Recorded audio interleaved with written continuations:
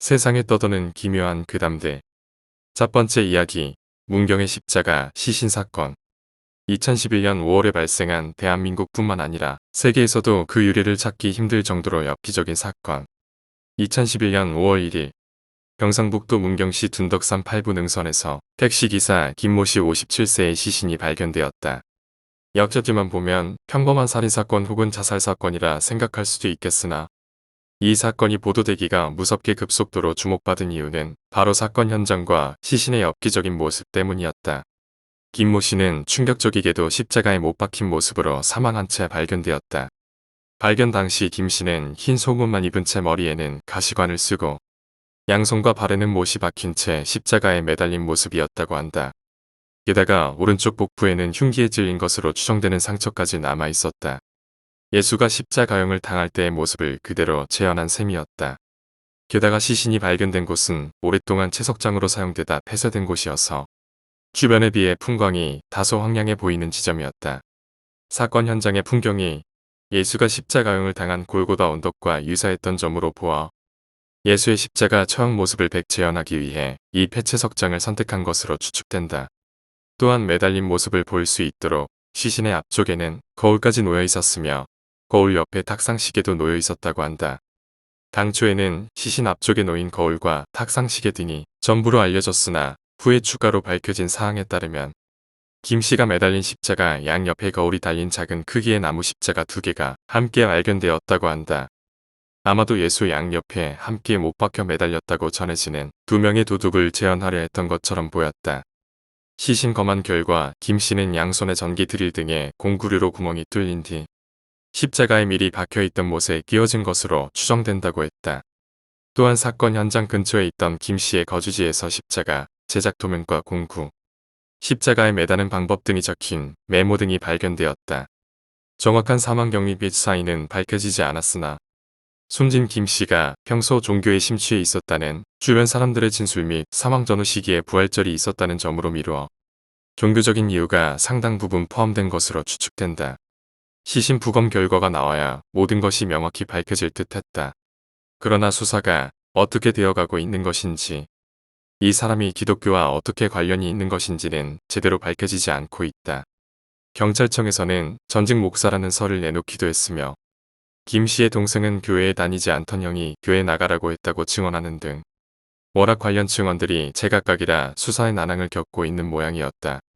심지어 숨진 김 씨가 자신을 예수와 동일시했다는 주장까지 나왔다고 하는데 수사 결과 김 씨는 택시 기사이며 주변 사람들에게는 자신의 신앙에 대해서 이런 방구도 하지 않았다고 한다. 이로 미루어 보면 소수 종파나 사이비 종교에 심취했을 가능성이 있어 보이고 십자가 사건도 이런 맥락에서 일어났을 개연성이 커 보인다. 자살인가? 타살인가? 한편 경찰 조사 도중 타살 가능성을 시사하는 단서가 몇 가지 발견되었다. 우선 김 씨의 손발에 구멍을 낸 것은 당초 알려진 대로 전동 드릴이 아니라 십자가 바로 옆에서 발견된 소형 손 드릴로 추정된다고 한다. 김 씨의 손과 발에 구멍을 뚫는 데 쓰였다고 알려진 전동 드릴은 십자가에서 30m가량 떨어진 텐트에서 발견되었다. 또한 김 씨의 손바닥을 관통했던 못에 바짝 마른 상태로 붙어있는 살점도 타살 의혹의 근거가 되었다. 만약 알려진 대로 드릴로 손바닥을 뚫은 뒤 못에 끼웠다며 문제의 살점이 못보다는 오히려 드릴에 붙은 채 발견될 가능성이 더 높기 때문이었다. 이를 토대로 경찰 측에서는 죽은 뒤 일정 시간이 지난 다음 손을 못에 끼웠을 가능성이 있으므로 타살 혹은 자살이더라도 최소한 누군가의 도움을 받았을 것으로 보인다고 밝혔다. 그러나 경찰 측에서 못에 붙은 건 살점이 아니라 녹이 부풀어 오른 것이라고 발표했다. 국과수의 DNA 감정 결과를 기다리면서 흉기의 피해자의 피만 묻어 있으면 자살로 추정된다는 어이없는 말이 나왔다. 이런 식으로 경찰이 수사 방향을 자살로 몰고 있는 것에 대한 비판이 많이 제기되고 있다. 국과수에서는 자살이라는 결론을 내렸다. 실제로 수사 결과서를 보면 어느 정도 납득은 갈지 모른다. 그러나 상식적으로 인간이 이런 일을 할 수 있을지 의문이다. 참고로 미시마 유키오도 철저한 계획하에 할복했지만 계획대로 진행할 수 없었다. 왜냐하면 고통을 못 이겼기 때문이다. 협력자의 존재에 대해서 부정하지는 않는 듯 하지만 딱히 협력자가 있다는 확증을 찾아내지는 않은 모양이다. 사실 이런 식으로 자살하는 것이 이론상 불가능하지는 않은데 방법은 대충 이렇다고 한다. 1. 십자가를 만든 뒤 십자가를 세운다. 2. 머리에 면류관을 쓰고 십자가를 타고 올라 허리를 고정시킨다. 3. 상체를 숙여 발등에 드릴로 구멍을 내고 그 구멍에 대못을 박는다. 4. 망치는 바닥에 던져버리고 목을 십자가에 묶는다. 5. 이 상태로 옆구리를 흉기로 찌르고 흉기를 바닥에 던져버린다. 그리고 양손에 구멍을 뚫는다. 6. 드릴을 바닥에 던져버리고 양손에 상처를 미리 꽂아둔 못에 잘 맞춰 기운다. 7. 몸을 앞으로 기울여 자살. 다만 그것이 알고 싶다에서는 자살 당시 광신도 협력자가 있었지 않았을까라는 의혹을 제기했다.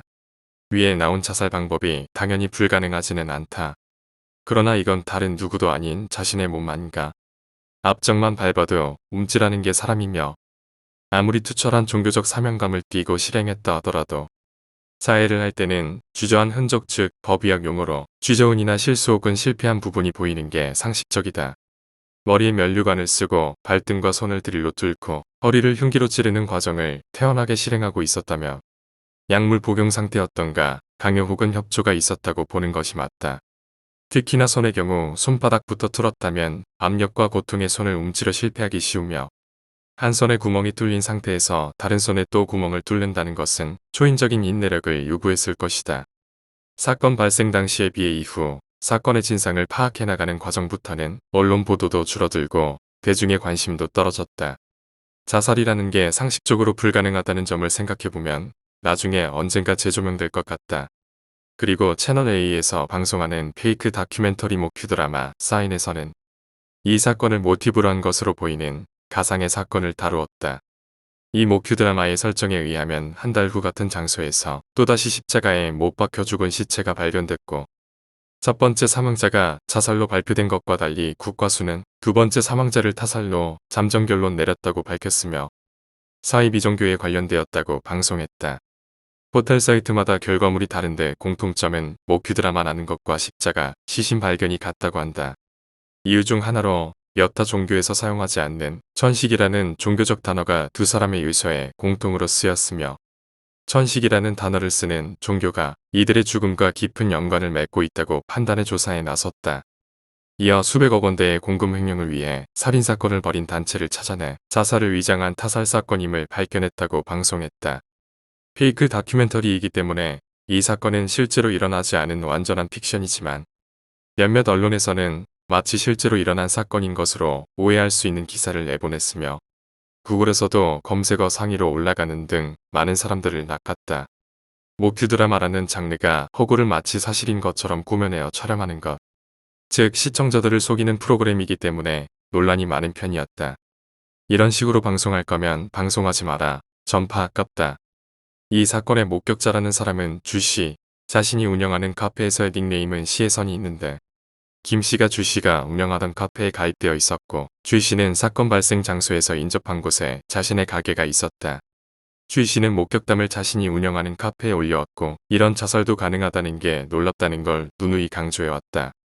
주씨는 세간에 자신이 사건의 목격자라는 것이 밝혀진 이후 무슨 이유에선지 자신이 운영하는 카페에 올리는 글을 전체 공개해서 회원 공개로 바꾸었다.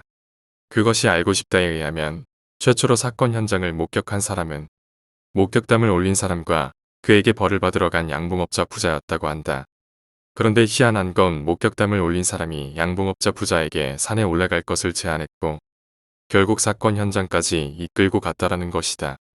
더 괴이한 건 십자가에 못 박힌 시체를 보면 놀라서 당장 경찰에 신고하는 게 정상적인 반응이겠지만 목격담을 올린 사람은 놀라기는커녕 사진기를 꺼내서 그의 광경을 찍는 모습을 보였다는 점이다.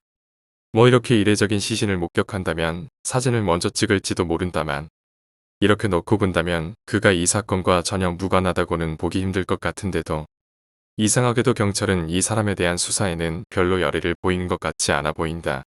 두 번째 이야기. 목이 나에게 속삭였다. 중학교 무렵 나는 체육계의 동아리 활동을 했었습니다. 그날은 다른 현에서 원정 경기가 있어서 부원들과 작은 버스를 타고 원정을 갔었습니다. 시합은 별 문제 없이 끝났고 정리와 뒤풀이를 하고 돌아가는 길에 올랐습니다. 고속도로에서 내려와 지방국도를 타고 달리기 시작했습니다. 원래 내가 살던 곳은 산에 둘러싸인 데다 어디를 가려고 해도 산을 넘어가야 하는 곳이었습니다. 그렇기 때문에 지방국도라고는 해도 좌우에 가드레일을 쳐서 야생동물의 접근을 막고 가로등 하나 없는 길이었습니다. 이른 아침에 출발했던 데다 시합으로 피곤했고 저녁까지 먹은 탓에 대부분의 부원들은 잠에 빠져 있었습니다. 나 역시 굉장히 졸렸지만 시합도 워낙 흥분했던 탓인지 영 잠에 들 수가 없었습니다. 창밖은 깜깜했고 반사판이 붙어있는 가드레일만 보일 뿐이었습니다.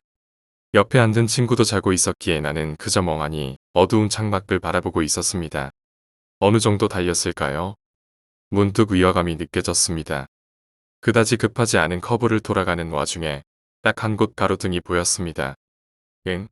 뭐지, 이 위화감은? 그렇게 생각한 순간 긴 머리카락에 무표정한 목이 버스와 같은 속도로 가드레일 위를 지나갔습니다. 온몸에 소름이 끼쳐서 시선을 돌리고 싶었지만 도저히 돌릴 수가 없었습니다. 어두운데도 얼굴 표정이나 머리카락의 움직임이 확실하게 보였습니다. 힛. 누군가 작게 소리를 내자 그 목은 사라졌습니다. 그리고 사라지는 순간 우리 쪽을 보며 확실히 씩 웃었습니다. 동시에 속삭이는 소리가 뒷전에 울려 퍼졌습니다. 목이 사라진 뒤에도 나는 여전히 공포에 떨고 있었습니다. 하지만 주변은 이전과 변함없이 편하게 자고 있었습니다. 도대체 뭐였지라고 혼란스러워하고 있는데 뒤에서 누가 머리를 톡톡 쳤습니다. 올려다보니 1년 위의 선배였습니다. 선배의 얼굴은 창백했습니다. 아마 나도 마찬가지였을 것입니다. 지금 거 봤니? 못 본 걸로 하자. 나는 고개를 끄덕였습니다. 그리고 그 이후로 누구에게도 목에 관한 이야기는 하지 않았습니다. 한동안은 불안했지만 천천히 공포도 지워져 5년이 지나 19살이 되었을 즈음에는 아예 잊고 있었습니다. 한 통의 전화가 오기 전까지는요. 그것은 그때 나와 함께 목을 봤던 선배가 교통사고로 죽었다는 통보였습니다. 친한 사람이 죽은 것은 처음이었기에 나는 큰 충격을 받았습니다. 하지만 장례식장에 가서 나는 더욱 놀랄 수밖에 없었습니다. 선배가 교통사고로 죽은 것은 그날 목을 봤던 바로 그 장소였던 것입니다. 선배는 그날 남자친구와 싸우고 파티에 갔었다고 합니다. 하지만 파티 도중 남자친구가 전화를 해서 화해를 하고 다른 친구가 운전을 해서 데려다 주던 도중 사고를 당했다는 것입니다. 두 명 모두 즉사였고 그날은 선배의 생일이었습니다. 선배는 20살이 된 축하를 1시간이라도 빨리 남자친구에게 받고 싶어서 그 길로 달려갔다는 것이었습니다. 주변에서는 그래도 마지막에 남자친구랑 화해하고 행복한 기분으로 세상을 떠나 다행이다 라고 말했습니다. 하지만 나는 공포에서 헤어나올 수 없었습니다. 그때 그 목은 이렇게 속삭였던 것입니다. 20살이 돼서 내가 행복할 때 마중 나갈게. 그 후로 10년이 지난 지금까지 나는 살아 있습니다. 20살 때 나는 그 말이 무서워서 학교도 휴학하고 21살의 생일이 될 때까지 집안에 틀어박혀 있었습니다. 지금은 결혼도 하고 사랑스러운 아이도 낳아 행복하게 살고 있습니다. 과연 선배는 20살의 그 생일날 마중 나온 목을 보았던 것일까요? 세 번째 이야기. 축제. 오래간만에 시골의 친가에 돌아가려고 전화를 걸었다. 전화를 받은 것은 아버지였다. 오, 그래. 무슨 일이냐? 내일이랑 모레에 갑자기 휴가가 나와서 집에 좀 가려고요. 알았다. 어머니한테 말해두마. 조심해서 오거라. 아버지의 목소리는 기쁜 듯 들떠 있었다. 내 친가는 세 방향이 산에 둘러싸인 곳이어서 차로 가도 1시간 반은 걸리는 곳이다. 마을 입구까지 왔을 무렵 그이운 얼굴이 눈에 들어왔다. 어릴 적부터 함께 놀던 친구다. 야, 오래간만이네. 돌아온 거야? 오랜만에 휴가가 나와서. 너희 집은 이 근처였나? 어서 타. 얘야, 고마워. 신세 좀 질게. 마을 입구에서 집까지는 5분 정도 거리였지만 그 사이에 친구와 여러 추억들을 이야기했다. 다녀왔습니다. 집에서 나온 것은 아버지였다. 그렇지만 어째서인지 무표정하시다. 그리고 시선을 나에게 맞추지 않는다. 잘 왔다. 마침 사내 광장에서 축제를 하고 있으니 다녀오거라. 친구도 함께. 억양없이 말하는 아버지가 어딘가 이상했지만 친구가 계속 가자, 가자 하고 떠들어 대서 끌려가게 되었다. 어라? 그렇지만 그 광장은 어릴 때부터 들어면 안 된다 고 했던 것 같은데. 하지만 어느새 나는 산기슭에 도착해 있었다. 친구는 산을 내달려 올라갔고 나도 뒤를 쫓았다. 그리고 광장에 도착했다. 그곳은 숲이 열린 것 같은 장소였고 가장 안쪽에서는 신사 같은 건물이 있었다. 근처는 대단히 조용했고 마침에도 지기 시작해서 기분이 슬슬 나빠지기 시작했다. 축제는 안 하나? 라고 말하자 눈앞에 신사에서 신주가 나왔다. 그리고 신주는 눈을 감고 큰 소리로 이해할 수 없는 말을 읽기 시작했다. 동시에 북이나 피리 소리도 들려왔다.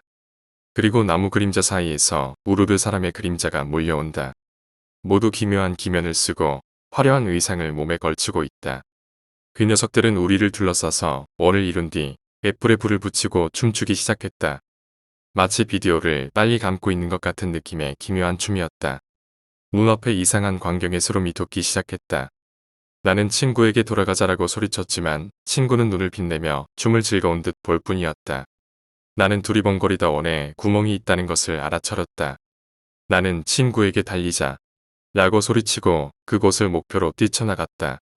그리고 쏜살같이 달려 간신히 마을까지 돌아올 수 있었다. 친구는 따라오지 않았다. 도저히 다시 그곳에 갈 엄두가 안 나서 나는 아버지에게 도움을 청하기 위해 집으로 달렸다. 집에 도착하니 아버지가 현관 앞에 서 계셨다. 아버지, 큰일이에요. 그 녀석이. 그러나 아버지는 웃으며 아무래도 무사히 끝난 모양이구나. 라고 말하셨다. 네, 뭐가요? 상황을 이해하지 못하는 나에게 아버지는 물었다. 그 녀석의 이름이 뭔지 말할 수 있겠냐? 나는 대답할 수 없었다. 그뿐 아니라 방금 전까지 함께 있었는데도 얼굴조차 떠올릴 수 없었다. 아버지는 말을 이었다. 그것은 이 땅에 옛날부터 깃들어 있는 신 같은 것이다. 내가 금방 전 보았을 때는 어린 아이의 모습이었지. 아까 너에게 말할 때는 필사적으로 태어나려고 했지만 아무래도 자식 일이다 보니 부자연스러워지더구나. 그 신은 기본적으로 해를 끼치지는 않지만 너같이 바깥에서 마을에 들어온 사람에게는 씌어버린단다. 아버지는 계속 말했다. 그놈이 해를 끼치는 조건은 두 가지가 있단다. 하나는 홀린 사람이 홀렸다는 것을 깨닫는 것이고 다른 하나는 마을 밖으로 나가는 것이지. 나도 자세히는 모르겠다만 이 마을 자체가 결계 같은 구조라더구나. 그래서 그 둘 중 하나를 하면 신이 다른 세계로 그 사람을 데려가 평생 친구로 삼는다는 거야. 아버지는 내가 신에게 홀렸다고 생각해서 광장으로 보내고 신주에게 전화를 해서 의식의 준비를 부탁했던 것이다. 그 신주 집안은 대대로 거기서 너처럼 홀린 사람들은 도와줬던다. 그 양반은 그걸 꽤 무서워하고 있지만 말이야. 그래서 눈을 감고 의식을 했던 거군요. 그 신은 축제나 떠들썩한 걸 좋아한다. 그래서 북이나 피리 소리를 내서 현혹시키는 거지. 그 기묘한 가면 쓴 사람들은 어디서 데려온 거예요? 가면을 쓴 사람들. 거기에는 신주 양반 한 명뿐이었을 텐데. 나는 아버지에게 광장에서 있었던 일을 설명했다. 아마 그 가면을 쓴 자들은 놀러 나온 신을 데리러 온 거였을 게다. 어찌 되었건 몰라도 좋은 일도 있지. 신주 양반에게는 비밀로 해두자꾸나. 아마 들으면 놀라 자빠질 거야. 다음날 나는 도시로 돌아가기로 했다. 어제 친구를 만났던 마을 입구에는 작은 지장 보살이 놓여 있었다. 어제 그 일 탓이었을까? 왠지 지장 보살의 얼굴이 짓궂게 웃고 있는 것처럼 보였다. 네 번째 이야기, 나무. 5년 전의 이야기이다. 귀화는 전에 다니던 회사에서 만났다. 내가 처음 입사해서 서툴렀을 때 날 도와준 것이 바로 비였다. 비는 대충 가르쳐줘서 꼼꼼한 나는 당황스럽기도 했었다. 하지만 동갑인데다 고향도 같아서 금세 친해지게 되었다. 나와 비는 매일같이 술을 마시곤 했다. 두 사람 모두 자동차를 좋아해서 이야기는 끊이질 않았다. 하지만 입사하고 반년 정도 지날 무렵 갑자기 비가 달라지기 시작했다. 여전히 사이는 좋았지만 술을 마시러 가는 횟수가 분명히 줄어들고 있었다. 나는 아마 처음이라 어색한 내게 신경을 써준 것이라고 생각했다. 하지만 3개월 정도 지나자 우리 사이의 대화마저 줄어들기 시작했다. 내가 말을 거는 경우는 많았지만 비는 내게 말을 걸지 않는다. 그나마도 일에 관련된 사무적인 내용뿐이었다. 내가 무슨 잘못이라도 한 것일까? 나는 다른 동료들에게 상담을 했지만 모두들 한결같이 비가 달라진 것은 없다는 말뿐이었다. 전에는 밝은 성격이었고 매일 저녁 술도 같이 마셨다고 해도 어째서인지 다들 석연치 않은 표정을 지을 뿐이었다. 이해할 수 없었지만 생각할 시간도 없었다. 갑자기 비가 무단결근하기 시작해서 일주일 동안 출근을 하지 않았던 것이다. 나나 상사가 몇 번이고 연락했지만 그때마다 헛수고였다. 긴급 연락처에 적혀있던 B의 친가에도 연락이 닿지 않았다. 걱정이 된 나는 B의 주소를 상사에게 물어 직접 찾아가기로 했다.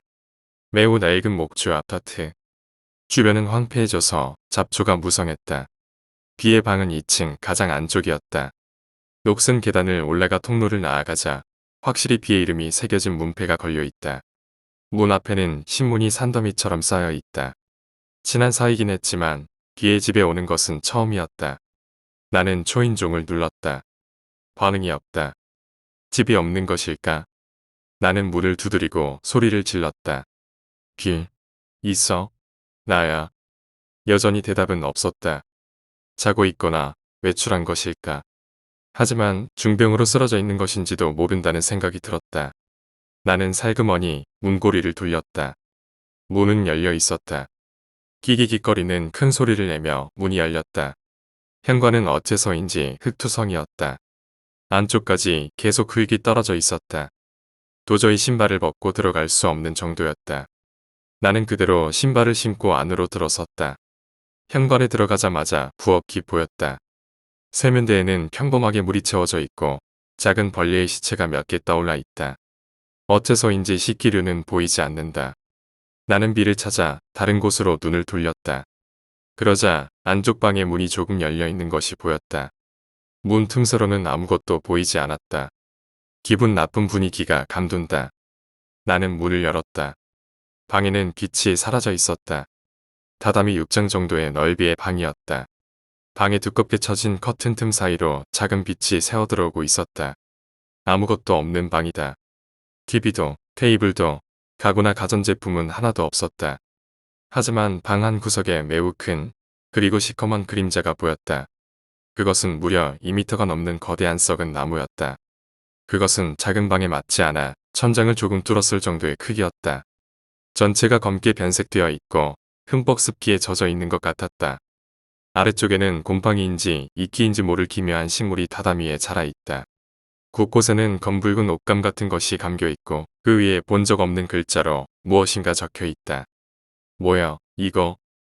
이 썩은 나무도 이상하지만 도대체 왜 이게 B의 방에 있는 것일까? 자세히 보면 나무의 좌우에는 자연석인가 싶은 축구공 모양의 돌이 재단에 손재주 좋게 쌓여 있다. 허리 높이의 재단의 위에는 초가 흩어져 있다. 그 외에도 절에서 쓸 법한 물건이 여기저기 흩어져 있었지만 용도나 이름은 알 수 없었다. 나는 방에 불을 켜기 위해 스위치를 눌렀다. 하지만 불은 전혀 켜지지 않았다. 갑자기 얼굴에 무엇인가 떨어진다. 우와. 손으로 치우면서 알았다. 어두워서 잘 보이지 않지만 곳곳에 바퀴벌레가 있는 것 같았다. 기분 나쁜 거대한 썩은 나무와 의식을 치른 것 같은 흔적, 거기에 더러운 방까지. 도대체 B에게 무슨 일이 일어난 것인가? B는 걱정됐지만 솔직히 나는 빨리 도망치고 싶었다. 아마 B는 이곳에 없을 것이다. 나가면서 목욕탕과 화장실을 살펴보고 아파트에서 나가자. 그리고 경찰에 연락하면 될 거야 라고 생각하면서 나는 방을 나가려고 했다. 그런데 그때 와직하는 소리가 들려왔다. 지지. 또 들렸다. 나무다. 썩은 나무에서 소리가 난다. 이제 더는 싫다. 이런 곳에서 도망치고 싶다. 하지만 나는 본심과 반대로 확인해 보기로 했다. 분명히 벌레일 것이다. 그랬으면 좋겠다. 나는 썩은 나무에 가까이 가서 나무를 응시했다. 자세히 보니 곳곳에 큰 못이 박혀 있다. 기분 나쁘다고 생각하며 썩은 나무의 표면을 훑어보고 있을 때였다. 나는 놀라 소리를 질렀다. 눈이다. 나무 가죽 틈새에서 무엇인가가 나를 보고 있었다. 눈은 멍하게 떠져서 나를 가만히 응시하고 있었다. 나는 반사적으로 뒤로 물러나다 엉덩방아를 찍고 말았다. 와지직. 파지직. 썩은 나무 안쪽에서 기분 나쁜 손이 나온다. 분명 인간이다. 이 썩은 나무 안에는 인간이 들어가 있었던 것이다. 안이 비어서 그 안에 인간이 들어가 있었던 것이다. 그리고 계속 보고 있던 것이다. 내가 이 방에 들어오고 나서 계속 썩은 나무의 가죽이 차례로 벗겨져 나가고 어두운 방 안에서도 그 모습이 보이게 되었다. 거기에 있던 것은 비었다. 머리카락은 거의 빠져 있었고 피부는 보라색으로 변해 있었다. 턱을 쩍 벌려서 침이 질질 흐르고 있었다. 검은 진해 같은 모습의 벌레가 아무것도 입지 않은 비의 몸에 붙어 있었다. 너무나도 무서운 모습이었지만 보자마자 비라는 것을 알 수 있었다. 비니. 무서워서 말도 잘 안 나왔다. 비의 몸에서는 군데군데 피가 흐르고 있었다. 나무에 박혀있던 못 때문일까? 충혈된 눈은 엄청난 속도로 가로세로를 미친 듯 움직이고 있었다. 우무어, 우무어. 침을 마구 흩뿌리며 휘청휘청 내게로 걸어온다. 오지마. 온몸이 덜덜 떨려서 힘이 들어가지 않는다. 나는 넘어진 채로 비를 바라볼 수밖에 없었다. 이제 비는 눈 앞까지 다가왔다. 으엠, 우오. 두려워하는 나를 두고 비는 갑작스레 토했다. 녹색의 끈적거리는 액체 투성이의 기묘한 물체가 내 발 밑에 토해졌다. 지금까지 본 적도 없는 것이었다. 아니, 알고는 있지만 차라리 모르고 싶은 것이었다. 그것은 인간이었다. 작은 인간이었다. 아니, 인간의 형태를 한 무언가였다. 그것은 무표정하게 멍하니 나를 응시하고 있다. 비는 스스로 토해낸 그 물체를 잠시 바라보고 있었다. 그리고 천천히 나를 보며 만족스러운 표정으로 씩 웃었다. 비와 시선이 마주친 순간 공포로 미칠 것만 같았다. 아니, 어쩌면 나는 이미 미쳐 있었는지도 모른다. 그것은 비의 탓이 아니었다. 물론 비도 굉장히 무서웠다. 하지만 비보다 훨씬 무서운 것을 그때 보았던 것이다. 비 등 뒤에 보이는 썩은 나무의 틈에서 비와 같은 모습을 한 것들이 기어나오고 있었다. 생존 본능이었을까? 생각조차 되지 않는 머릿속에서 도망쳐야 해라는 강한 충동이 나를 이끌었다. 나는 단숨에 방을 뛰쳐나와 현관으로 달렸다. 밖으로 나가는 순간 나는 무의식적으로 뒤를 돌아보았다. 그때 본 광경은 비가 비와 같은 모습을 한 것들에게 어구어구 먹히는 광경이었다. 비는 아까 내게 지었던 만족스러운 표정인 채였다. 정신을 차렸을 때 나는 병원의 침대에 누워 있었다. 길가에서 기절한 것을 옮겨왔다는 것이었다. 비의 집에 가고 나서 이미 이틀이 지난 후였다. 나는 이벌을 핑계로 회사를 그만두었다. 모든 것을 잊고 싶었다. 모든 것이 꿈이었다고 믿고 싶었다. 상사나 동료들에게는 어떤 말도 할 수 없었다. 단지 비는 없었다는 말만 전했다. 경찰이 비의 집을 수색했지만 그를 찾을 수는 없었다고 한다. 나 역시 수사를 받았지만 별 문제는 없었다. 퇴원하고 나서 나는 몇 년 동안 정신치료를 받았다. 그리고 이제는 그날 그것이 도대체 무슨 일이었는지 침착하게 생각할 수 있게 되었다. 혹시 누군가 알고 있다면 알려줬으면 좋겠다. 그 기분 나쁜 썩은 나무와 의식 같은 흔적들, 그리고 비가 변해버린 모습을, 그리고 그 인간의 형태를 한 무언가와 비와 같은 모습을 한 것들은 무엇이었을까? 그 후로 5년이나 지났지만 아직도 비는 행방불명이다. 5번째 이야기. 밤중에 화장실. 대학교 친구들과 4명이서 바다에 여행을 갔던 적이 있다. 늘 친하게 지내던 4명이 함께 여행을 가기로 해서 훨씬 전부터 기대하고 있었다. 실제로 가는 길에 차 안에서는 평소보다 훨씬 즐겁게 떠들면서 처음 보는 간판이나 건물을 볼 때마다 신이 났다. 그렇게 들떠 있었기 때문에 도착한 민박집이 매우 낡았음에도 오히려 분위기가 사는 느낌이었다. 야, 예산을 너무 아낀 거 아니냐? 라고 농담을 했으니까. 여주인인 할머니에게 방을 안내받을 때도 다른 손님이나 종업원은 전혀 보이지 않았다. 이렇게 낡은 민박집이니 한창 여름인데도 손님이 없는 것인가 싶었다. 판자로 만들어진 마루는 큰 소리로 삐걱거리고 방에 화장실도 없어서 복도에 공동 화장실을 써야 했다. 거기다 수세식도 아니었다. 화장실 천장에 달린 전구는 먼지가 가득해서 청소 좀 하라고 말하고 싶어질 정도였다. 그렇지만 화장실에서 조금 떨어진 우리 방은 생각보다 깔끔했다. 결국 낮에 바다에서 노는 게 중요하다고 생각한 나머지 그냥 넘어가기로 했다. 우리는 방에 짐을 두고 빠르게 수영을 하러 갔다. 해가 질 때까지 마구 놀고 밖에서 저녁을 먹은 후 민박에 돌아가니 밤 9시 즈음이었다. 술을 마시면서 이야기를 나눴지만 낮에 마구 헤엄을 쳤다 보니 피곤해서 다들 슬슬 잠에 빠졌다. 그리고 나는 문득 한밤중 일어났다. 그다지 오래 잔 것 같지는 않았기에 아마 새벽이 3시 정도였던 것 같았다. 친구가 크게 코를 고는 소리가 들려왔다. 나를 뺀 친구들은 모두 골아떨어져 있었다. 나는 화장실에 가고 싶어져서 친구를 깨우지 않기 위해 조심스레 방을 나왔다. 마루를 삐걱삐걱 울리면서 어두운 복도를 반쯤 더듬어가며 나아갔다. 전등 스위치는 화장실 바깥에 있었다. 낮에 보았던 그 전구를 생각하며 만일 켜지지 않으면 어쩌나 겁을 먹었지만 다행히 불은 제대로 켜졌다. 생각한 대로 대단히 빛은 약했지만 어쨌거나 일은 볼 수 있는 수준이었다. 화장실은 무척이나 적막했다. 머릿속에서 여러 쓸데없는 것을 생각하며 나는 빨리 돌아가고 싶은 생각에 용변을 보려 했었다. 그런데 그때 이상한 소리가 들려오기 시작했다. 처음 그것이 들렸을 때 순간적으로 어라 하는 생각이 들었다. 나의 착각은 아니었던지 소리는 다시 들렸다. 바깥의 복도가 삐그덕거리고 있다. 아무래도 화장실로 오는 것 같았다.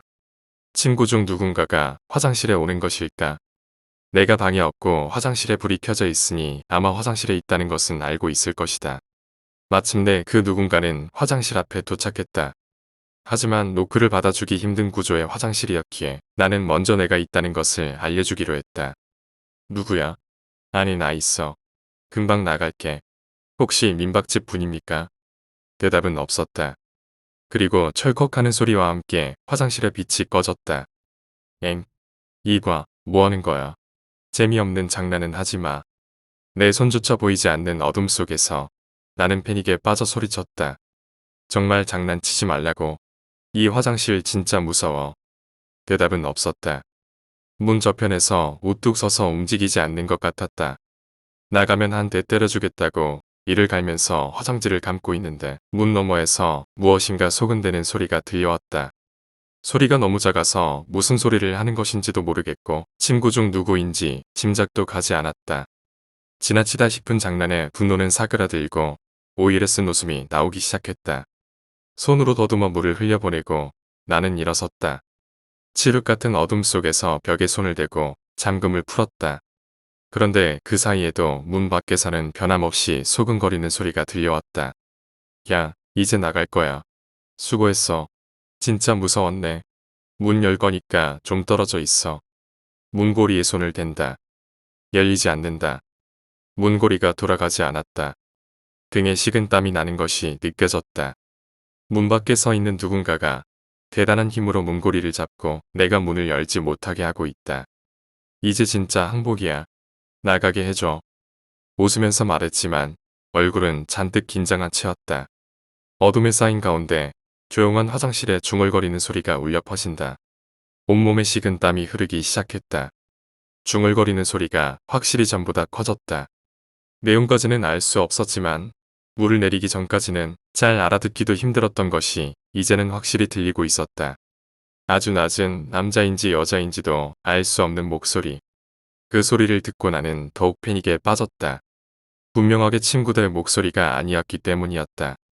그리고 갑자기 소리가 멎었다. 무서운 예감이 들어서 나는 다시 열쇠를 잠궜다. 그러자마자 철컥하고 문고리에서 소리가 났다. 내가 열쇠를 잠궜기 때문에 문을 돌리지 못한 것이다. 몇 번이고 계속 문고리를 돌리는 것을 보며 나는 문 너머에 있는 것이 사람이 아닐지도 모른다는 생각이 들기 시작했다. 그 무언가는 또 소근소근 중얼대기 시작했다. 아까 전보다 또 소리가 커졌다. 갑작스럽게 문을 두드리기도 했다. 그리고 나는 알아차렸다. 이 소근거리는 것의 내용이 대단히 무서운 것이란 것을 말이다. 그리고 절대 들어서는 안 된다는 생각이 들었다. 정확히 말하자면 무슨 소리인지 이해해서는 안 된다는 것이 어째서인지 머릿속에 박혀있는 기분이었다. 하지만 소리는 점점 커졌다. 이대로는 듣고 싶지 않아도 들어버리고 이해하고 싶지 않아도 이해해버린다. 어느새 나는 울고 있었다. 큰 소리로 친구의 이름을 부르면서 도와달라고 필사적으로 외쳤다. 그렇게 해서라도 문 너머의 소리를 부정하고 싶은 마음 역시 있었다. 하지만 이상하게 한밤중에 이렇게 크게 소리를 지르는데도 아무도 오지 않는 것이었다. 그 와중에도 문 밖의 소리는 점점 커지고 있었다. 이제 내가 소리를 지르지 않으면 무슨 말을 하는 것인지 바로 들릴 정도가 되었다. 나는 문고리를 잡고 계속 소리를 질렀다. 하지만 너무 소리를 친 탓인지 목이 쉬기 시작했다. 분명 문 너머의 목소리는 점점 커질 것이다. 나는 가운데 손가락을 귀 속에 넣고 손바닥으로 귀를 가린 채 화장실 구석에 머리를 박고 웅크렸다. 어두웠기에 어디인지도 보이지 않았지만 이미 더러운 것을 신경 쓸 상황이 아니었다. 바깥의 소리는 귀를 막아도 소리가 들릴 만큼 커져 있었다. 나는 신님, 신님, 도와주세요라고 빌었다. 그 순간 머리에 누군가가 손을 올렸다. 깜짝 놀라서 나는 머리를 들었다. 마침내 그놈이 들어왔다고 생각했지만 문 저편에서는 아직 중얼거리는 소리가 들려오고 있었다. 순간 무슨 소리인지 이해할 것 같아져서 나는 소리를 질렀다. 다행히 이해하지는 않았지만 그 소리는 분명히 일본어였다. 도저히 무엇을 어떻게 해야 할지 알 수 없었고 완전히 지쳐 있었다. 나는 막고 있던 귀에서 손을 뗐다. 그 순간 어둠 속에서 어떤 손에 이끌려서 나는 끌려갔다. 어라? 하고 생각하는 사이 나는 벽이 있을 곳을 뚫고 지나갔다. 그 사이 나는 문 저편에서 들리던 소리를 들어 버리고 말았다. 하지만 듣고 있는데도 머릿속에 들어오지 않았다. 의식은 모두 나를 끌어들인 손에 집중되어 있었다. 어디 하나 보이지 않는 칠흑 같은 어둠 속을 무엇인지 모르겠지만 끌려다니면서 어디까지나 달리고 있었다. 그리고 점점 그 무서운 소리는 멀어져서 마침내 들리지 않게 되었다. 지친 나는 비틀거렸다. 그대로 넘어져 엉덩방아를 찧었다. 신체적으로, 정신적으로 완전히 지쳐 있었다. 어쨌거나 살아났다는 것을 알아차렸을 때 나는 정신을 잃었다. 의식을 되찾았을 때 나는 화장실에 있었다. 누가 계속 문을 두드리고 있었다. 나는 또다시 겁에 질렸지만 내 이름을 부르는 소리와 괜찮아라고 외치는 친구들 목소리가 들려왔다. 무엇보다 화장실이 밝았다. 열쇠를 열자 힘차게 문이 열렸다. 친구들의 얼굴이 보였다. 친구들은 걱정스러운 얼굴로 나를 바라봤지만 내가 괜찮아 보이지 안심한 것 같았다. 뭐야, 너. 한밤중에 소리를 지르고 큰 도마뱀이라도 나왔냐? 라고 농담을 걸어왔다. 나는 갑자기 화가 나서 뭐야, 정말. 금방 전 그건 너희가 그런 거지? 라고 고함을 쳤다. 하지만 친구들은 이상하다는 얼굴을 하고 금방 전이라니 내가 화장실에서 도와달라고 고함을 쳐서 온 거야. 그런데 내가 화장실 안에서 대답이 없어서 민박집 사람들까지 부른 거라고 라는 대답을 하는 것이었다. 자세히 보니 조금 떨어진 곳에 방을 안내해줬던 할머니가 서 있었다. 조금 곤란해하는 것 같은 얼굴을 하고 손님, 무슨 일이 있으신가요? 라고 묻는다. 그렇지만 무엇인가를 숨기는 얼굴이 아니라 벌레나 파충류가 나와 관리 소홀을 추궁하는 게 아닌가 걱정하는 것 같은 얼굴이었다. 나는 아무것도 아닙니다. 죄송합니다. 라고 말하고 친구들과 방으로 돌아왔다. 그 화장실에서 문 밖에 무엇인가라 나를 도와준 손은 무엇이었나 싶지만 그 동네나 민박에 얽힌 이야기 같은 것은 전혀 모른다. 하지만 그때 내가 느꼈던 것들은 모두 진짜였다. 도대체 그 화장실에는 무엇이 있는 것일까?